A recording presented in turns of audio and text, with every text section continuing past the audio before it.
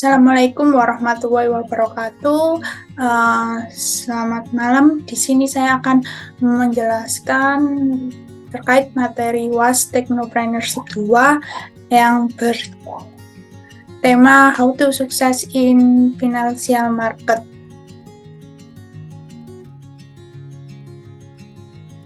Sebelumnya saya akan memperkenalkan diri. Nama saya Ayal Fania dengan nomor NIM 2014311008 dari kelas A pagi. Di sini alangkah baiknya untuk kelancaran presentasi saya. Marilah kita membaca basmalah. Bismillahirrahmanirrahim. Semoga apa yang saya jelaskan ini bermanfaat. Question of the day. Pikiran manusia itu seperti parasut yang hanya bekerja dan berkembang jika terbuka atau open-minded. Materi kali ini kita akan membahas mengenai how to success in financial market. Sebagaimana telah kita pahami bahwa untuk meraih sukses dibutuhkan mindset yang tepat dan kemampuan atau keterampilan yang sesuai, di samping strategi yang jitu. Untuk itu, kita akan membahas materi ini secara menyeluruh dari fundamental hingga tips and triknya. Lanjut,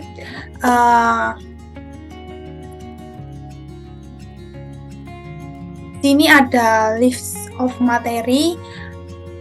Di sini nanti saya akan menjelaskan yang pertama mindset sukses, kemudian yang kedua market, yang ketiga financial market, yang keempat value analysis, yang kelima technical analysis, yang keenam volume analysis, yang ketujuh investasi cerdas, yang kedelapan programming for your life, dan yang terakhir adalah konklusi.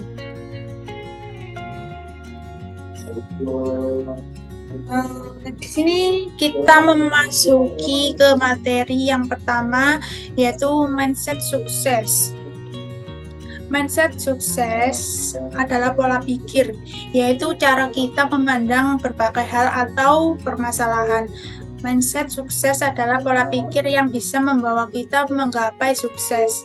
Mindset kita dipengaruhi oleh banyak hal seperti karakter bawaan kita dan beragam pengalaman yang pernah kita lalui selama ini. Ukuran mindset atau ukuran karakter kita terdiri dari 4 ukuran. Yang pertama ada intelligence quotient atau IQ. IQ adalah ukuran penalaran atau keilmuan seseorang. Contohnya seperti di bidang akademis ataupun juga pendidikan. Kemudian ada emotional quotient atau EQ. Adalah ukuran emosional seseorang seperti pemimpin, pendidik ataupun politikus. Kemudian ada spiritual quotient atau SQ. Itu adalah ukuran ketaatan atau ketekunan seseorang seperti halnya pemuka agama dan pegiat sosial. Kemudian ada financial quotient atau FQ, itu adalah ukuran tata kelola keuangan, seperti halnya pembisnis atau pengusaha dan pedagang.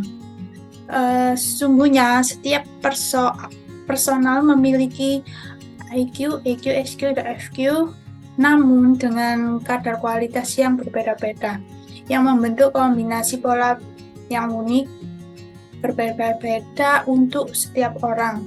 Perbedaan pola kombinasi itulah yang menjadi karakter setiap orang. Ukuran mindset atau ukuran karakter kita. Nah, dalam rentang skor antara 1 sampai 100, di mana 1 adalah terendah dan 100 adalah tertinggi, maka skor saya adalah sebelumnya saya pernah melakukan tes IQ dan mendapat skor 116. Di sini saya akan menjelaskan mengapa skor saya seperti itu. Skor 116 sendiri dianggap sebagai skor yang cukup tinggi dan menunjukkan bahwa seseorang itu memiliki kecerdasan di atas rata-rata yang rata-rata pada manusia normalnya adalah 100. Terus adapun faktor yang mempengaruhi saya memperoleh IQ sebesar 116 itu antara lain dari faktor genetik, dari lingkungan, pendidikan, dan dapat juga dilatih seperti pelatihan mental yang dapat mempengaruhi skor IQ seseorang. Kemudian EQ itu saya mungkin mendapat 100 karena normalnya seseorang itu adalah 100 untuk EQ-nya. Terus EQ sendiri adalah tingkat kecerdasan emosional rata-rata kemampuan seseorang dalam mengenali ataupun memahami dan mengelola emosi tersendiri. Faktor-faktor yang mempengaruhi antara lain kesadaran emosional, empati, dan emosi ataupun hubungan interpersonal. Kemudian SQ, saya sendiri belum tahu skor SQ saya berapa, tapi di sini saya akan menjelaskan untuk SQ yang saya ketahui sendiri adalah seperti kemampuan seseorang untuk memecahkan persoalan dan makna nilai. Terus dalam konteks makna yang lebih luas serta menilai jalan hidup yang kita miliki. Kemudian ada FQ atau Financial Quotient yang disebut juga sebagai kecerdasan finansial. Kemampuan salah satu kemampuan untuk memperoleh dan mengelola kekayaan seorang dengan memahami cara kerja uang. Next, di sini ada aset dan beban. Aset sama dengan segala sesuatu yang memasukkan uang ke dompet Anda. Aset sama dengan passive income. Kemudian aset bisa diwariskan. Kemudian di sini ada beban. Beban adalah segala sesuatu yang diambil dari dompet Anda sendiri. Terus aset dan beban. Pemasukan sama dengan aset. Aset terdiri dari saham, real estate, bisnis, ternak, dan lahan produktif. Kemudian pengeluaran sama dengan beban, seperti contohnya mobil, rumah, ataupun semua yang kita keluarkan dari dompet kita sendiri, seperti membeli apa-apa dan sebagainya. Cash flow.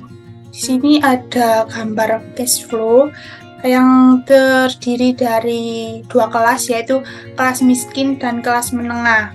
Seperti ini untuk gambaran kelas miskin, ada income statement, di sini ada balance sheet.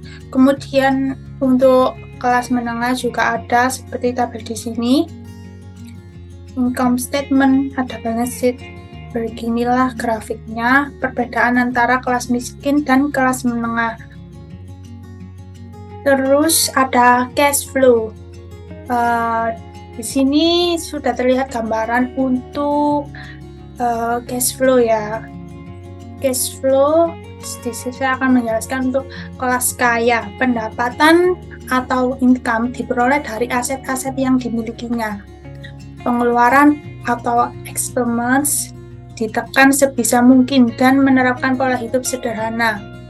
Sisa pendapatan setelah dikurangi pengeluaran selalu dimanfaatkan untuk membangun aset lagi. Beban selalu ditekan semaksimal mungkin. Kemudian, maka nilai asetnya akan selalu meningkat, yang berarti juga pendapatannya selalu meningkat pula. Di sini terdapat cash flow quadrant. Cash flow quadrant, di sini sudah terdapat gambar ESPI. Di sini saya akan menjelaskan masing-masing kuadran dari ESPI. ESPI sendiri adalah singkatan untuk E adalah entrepreneur, terus S adalah spesialis, terus B untuk business person, terus untuk I adalah investor.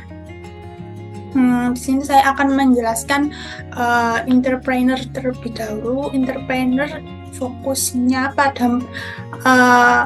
fokusnya untuk menciptakan dan mengembangkan bisnis baru. Yang dibutuhkan keterampilan dan kepemimpinan dan pengambilan resiko. Kemudian ada spesialis, spesialis. Di sini spesialis memiliki keahlian khusus dalam bidang tertentu. Perlu membangun keterampilan spesiasi dan jaringan yang kuat untuk menjalankan spesialis. Kemudian ada B untuk business person, memiliki bisnis yang dijalankan oleh tim atau karyawan, seperti halnya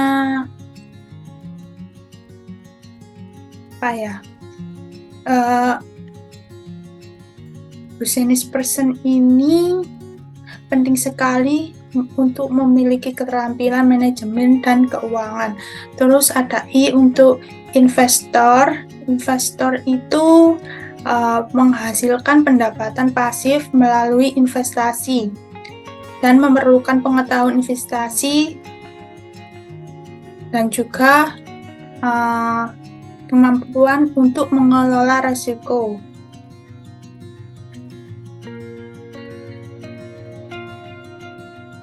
Rantai usaha.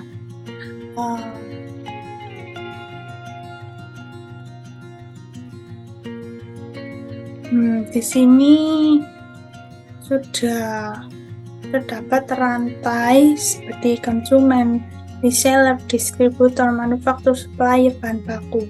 Dari awal sampai akhir terbagi menjadi dari skill jadi uang, terus ada juga dari uang jadi uang. So, mau berbisnis atau membuka usaha, kenali posisi bisnis Anda pada rantai usaha dan jadilah a good player.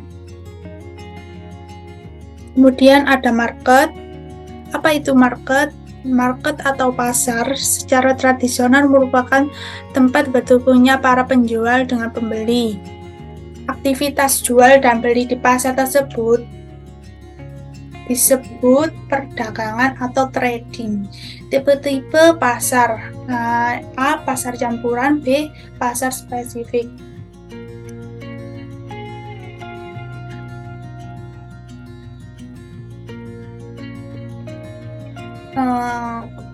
Lalu bagaimana dengan definisi market masa kini yang telah berbasis teknologi?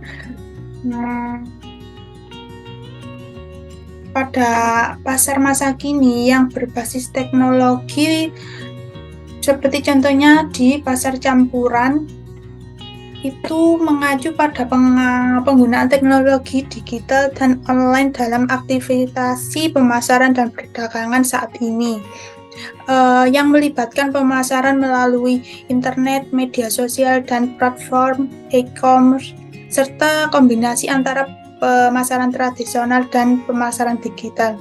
Yang tujuan utamanya adalah mencapai target audiens secara tepat dan meningkatkan interaksi pelanggan yang memberikan pengalaman dipersonalisasi.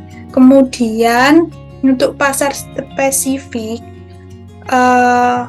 dengan definisi market masa kini, berfokus pada penggunaan teknologi digital yang dikomunikasi untuk memenuhi kebutuhan pasar secara spesifik. Dengan memahami dengan baik pasar spesifik tersebut, perusahaan dapat memberikan solusi yang relevan dan meningkatkan kepuasan pelanggan di dalam segmen pasar yang diuji.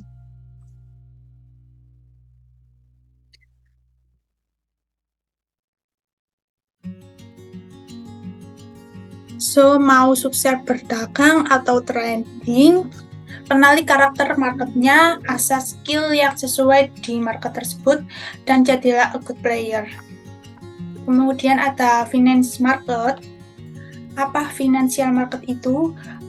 Pasar keuangan atau financial market adalah pasar di mana berbagai jenis instrumen keuangan diperdagangkan, termasuk saham, komoditas, mata uang antar negara, mata uang kripto, dan lain-lain. Jenis-jenis financial market. 1. Pasar modal atau capital market. Pasar modal merupakan jenis pasar yang memperjualbelikan modal jangka panjang yang biasanya berbentuk saham dan turunannya. Kemudian yang kedua ada pasar valuta asing atau foreign exchange atau forex. Pasar valuta asing adalah pasar yang melakukan kegiatan transaksi valuta asing atau mata uang asing berupa transaksi spot transaction, forward transaction maupun swap transaction. Terus kemudian yang ketiga ada pasar komoditas, yaitu pasar yang merupakan pasar yang kegiatannya adalah memperjualbelikan barang-barang komoditas tertentu seperti gold, metals, oil, barang-barang yang pertanian, dan lain-lain, baik secara spot transaction maupun futures transaction. Jadi financial market ini sama saja seperti pasar tradisional biasa. Hanya saja dagangannya lebih spesifik dan biasanya telah didukung dengan penerapan teknologi dalam melakukan transaksinya. Pasar saham sama dengan pasar sayuran dan buah.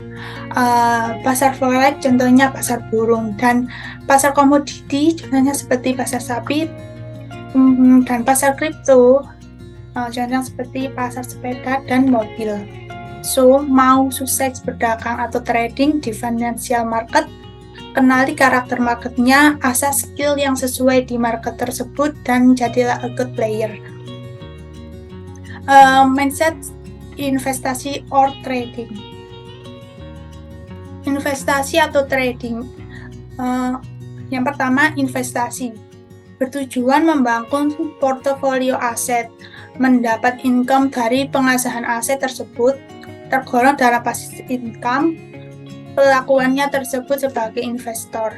Yang kedua, trading atau berdagang. Bertujuan memperoleh keuntungan secara langsung atau profit, mendapatkan income dari profit trading, tergolong dalam active income. Pelakunya tersebut sebagai trader. Buy low, sell high. Buy low, ini pada gambar ini, buy low, sell high.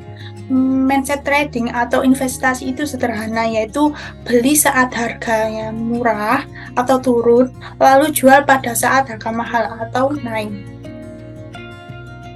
Strategi investasi dengan cara saving, menabung DCI, penghasilan DCI, investasi, dividend cap gain. Strategi menabung rutin atau dollar cost averaging DCA adalah sebuah metode sederhana di mana kita menginvestasikan jumlah uang yang sama setiap bulan ataupun setiap minggu. Strateginya adalah disiplin untuk membeli saham dengan jumlah nominal pembelian yang tetap ataupun sama, tanpa peduli harga naik ataupun turun. Strategi investasi dengan cara trading, modal, trading, investasi, dividen cap gain. Inilah rantai tersebut. dari modal awal digunakan untuk berdagang atau trading. Setelah memperoleh keuntungan yang cukup besar, maka keuntungan tersebut dipilah sebagian untuk diinvestasikan dan sebagian lagi langsung dinikmati. Analisis dan prediksi harga. Metode analisis dan prediksi. Value analysis, fundamental analysis, technical analysis, sama dengan castings, volume analisis, bandarmologi. Beginilah tipe untuk investor saham, Brisbane, analisis dan prediksi, value analysis, target profit tahunan atau semesteran. Terus di sini ada position trader, harga 300 per lembar, technical analisis harian, mingguan. Scalper, harga kurang dari 300 per lembar. Analisis prediksi, volume analisis, target profitnya jam atau menitan. Value analysis atau fundamental analysis. Value analysis, mindset value analysis, yaitu mencari barang bagus tapi harganya diskon murah. Perangkat value analysis atau fundamental analysis, laporkan keuangan perusahaan, kemudian berita ekonomi atau news, kemudian sentimen pasar atau isu. Value investing, price is what you pay, value is what you get. Value investing merupakan metode untuk membeli saham di bawah harga wajarnya, under value, untuk kemudian dijual di harga wajarnya, fair value. Prinsip terpenting yang wajib dipegang seorang value investor adalah hanya membeli saham yang kinerjanya bagus dan menjualnya murah, artinya berada di bawah nilai investasinya. Tokoh seperti tokoh dunia Warren Buffett, kemudian untuk tokoh di Indonesia Lo Kong Hong, kemudian ada tools idtradingview.com, kemudian ada tools https://finansaham.com. Berikut adalah laporan keuangan perusahaan. Perusahaan emiten saham diwajibkan merasa laporan keuangan secara berkala, kuartal atau tahunan. Dari laporan keuangan tersebut bisa dilakukan analisis fundamental dengan mencermati beberapa poin yang berpengaruh terhadap nilai saham ke depannya. Contoh acuan analisis, sentimen atau perusahaan dengan modal bisnis yang jelas. Terus memiliki kapitalisasi pasar market kurang lebih 500 miliar. Kemudian ada perusahaan terus meningkatnya laba atau sahamnya, kemudian tidak memiliki uang terlalu banyak, yaitu rasio debt equity ratio kurang dari 1. Laba per saham yang dihasilkan perusahaan EPS semakin tinggi semakin banyak. Rata-rata price earning ratio PER setiap tahun tidak jauh berbeda.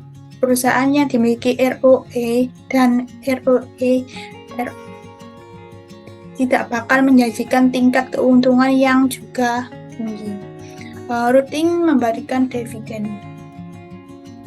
Berita ekonomi, jika berita tersebut maka diharapkan mempengaruhi banyak saham naik dan sebaliknya, seperti di kutipan investasi kontan.com.id dan https indexchannel.com market. Sentimen atau isu, berita-berita yang tidak terkait langsung dengan ekonomi maupun perusahaan pemilik saham, namun bisa dipengaruhi harga saham naik atau turun. Seperti gambar di sini, mereka berasal dari berbagai kalangan, mulai dari praktisi, akademis hingga para aktris. Mereka yang disebut influencer saham karena memanfaatkan media sosial untuk menggalang pembelian atau penjualan suatu saham yang berakibatkan harga saham tersebut naik ataupun turun. Contohnya Ustadz Yusuf Mansur yang viral dengan mansurmologinya. Technical analysis. Technical analysis atau TA adalah metode untuk memprediksi harga. Dikenal pula sebagai metode chart case karena mengandalkan chart sebagai media analisisnya. Chart sama dengan grafik harga, yaitu cara menampilkan perubahan harga dari waktu ke waktu atau data historis. Macam-macam chart, antara lain satu ada line chart, yang kedua ada bar chart, yang ketiga ada candlestick. Di sini untuk gambar line chart yaitu grafik garis yang menampilkan histori perubahan harga dari waktu ke waktu hanya close price. Kemudian ada chart bar. Chart bar berbentuk seperti batang lidi yang berjajar. Setiap batang lidi tersebut mempresentasikan OHLC. Harga OHLC adalah open, high, low, close, seperti gambar di layar. Terus ada candlestick chart, berbentuk seperti batang-batang lilin yang berjajar. Setiap batang lilin tersebut mempresentasikan OHLC harga. Ada mindset technical analysis. Satu, history repeat itself. Semua hal pasti berulang kembali. Harga yang pernah tinggi pasti akan kembali tinggi dan sebaliknya. Harga yang pernah rendah pasti juga akan rendah kembali. Kemudian yang kedua ada trend is our friend. Selalu trading dengan mengikuti tren, bukan melawannya. Terus ada perangkat technical analysis, price action atau posisi harga. Kemudian ada patterns, pola-pola penggerakan harga. Ada indikator, rumus matematika yang ditampilkan secara grafik.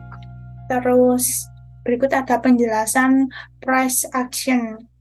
Dalam histori harga suatu saham bisa digambarkan secara grafikal, sehingga bisa dimanfaatkan untuk melakukan analisis dan prediksi harga saham ke depannya. Analisis dan prediksi menggunakan hanya data histori hingga ini tersebut dengan harga ini disebut dengan price action. Pattern adalah pola pergerakan harga yang bisa dijadikan acuan untuk memprediksi harga selanjutnya. Ada dua patterns, yaitu candlestick pattern dan chart patterns. Patterns contoh candlestick patterns pin bar. Contoh pin bar dan efeknya seperti pada gambar di layar. Kemudian ada patterns, macam-macam chart pattern. Reversal chart pattern, chart shape. Di sini ada berbagai macam, seperti bearish double top, bearish head and shoulders, bearish rising wedge, bearish expanding strength, bearish triple top, dan lain-lain. Kemudian ada parent, contoh chart pattern double top, seperti gambar di layar. Kemudian untuk indikator adalah sebuah alat atau tools yang memberikan data dari hasil perhitungan rumus tertentu untuk mengukur dan menilai kondisi pasar sehingga trader bisa memperbaiki arah market selanjutnya. Sederhananya, indikator membantu para trader untuk memberikan sinyal atau sinyal beli atau jual. Dalam dunia technical analysis ada beragam indikator yang terkenal dan digunakan pada trader dalam berdagang sehari-hari. Di antaranya adalah moving average atau relative strength index, RSI, kemudian ada moving average conference defense, MACD, kemudian ada Bollinger Band, yang kemudian ada stochastic. Berikut ini ada indikator moving average, yaitu rata-rata harga saham dalam suatu rentang periode tertentu yang ditampilkan sebagai suatu grafik kurva pada chart. Indikator MA ada beberapa tipe seperti SMA, EMA, WMA, dan lain-lain. Terus ada indikator stokastik yang sejak dikembangkan oleh George Lane pada 1950, stokastik masih menjadi salah satu indikator trading yang populer hingga saat ini. Stokastik adalah indikator yang berguna untuk menilai momentum atau kekurangan tren. Indikator ini memprediksi harga dan cara membandingkan rentang harga tertinggi dan terendah dengan harga penutupan selama periode waktu tertentu. Ada indikator Bollinger Band. Bollinger Band adalah salah satu indikator teknikal yang digunakan untuk mengukur volatilitas dan menentukan tren pergerakan harga. Apabila volatilitas sedang tinggi, maka jarak kedua band upper dan lower makin melebar. Sebaliknya, volatilitas pasar yang terendah akan terlihat pada jarak kedua brand yang semakin menyempit. Value analysis atau bandarmologi. Mindset volume analysis, bandarmologi. Bandar jangan dilawan, dicoba saja. Perangkat volume analisis, order book, harga, volume, dan frekuensi. Likuiditas, volatilitas, volume analisis, bandarmologi. Hanya berlaku pada market saham dan cryptocurrency dan tidak berlaku pada market forex ataupun gold. Order book, bisa kita lihat di gambar ini. Order book atau disebut juga price book berfungsi untuk menampilkan informasi penawaran saat ini. Order book berisi harga, bin, harga, offer, jumlah antrian bin, jumlah antrian offer, hingga jumlah order yang dipasang.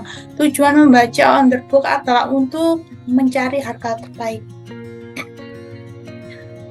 Likuiditas, saham likuid akan dimudahkan kita menjual dan membeli saham tersebut. Sebaliknya, saham yang tidak likuid sulit dijual lagi. Kemudian ada volatilitas. Volatilitas atau volatility adalah ukuran tingkat fluktuasi harga saham. Volatilitas selalu menjadi teman bagi trader karena volatilitas yang tinggi sama dengan peluang keuntungan yang semakin besar. Seperti di sini. Investasi cerdas. Investasi cerdas adalah cerdas berarti paham dan terampil, memahami market, jenis saham, karakteristik saham, dan lain-lain. Memahami analisis yang sesuai dengan market dan gaya tradingnya. Tidak tertipu oleh money game, investasi bodong, dan sejenisnya. Investasi cerdas adalah cerdas berarti memanfaatkan kecerdasan buatan. Disebut juga dengan algorithmic trading, robot trading, atau expand advisor. Bisa diterapkan untuk trading semi otomatis atau full otomatis, membutuhkan skill programming meskipun hanya level basic saja. Mengapa trading menggunakan robot? Terus apa yang diprogram untuk robot? Kapan saat entry dan exit timing market sederhananya adalah kapan saat dibeli dan kapan saat dijual berdasarkan harga beli, harga jual, take profit atau TP, dan stop loss atau SL. Patterns yaitu pola-pola penggerakan harga yang bisa dikenali. Indikator yaitu sinyal-sinyal yang bisa dimanfaatkan dari indikator.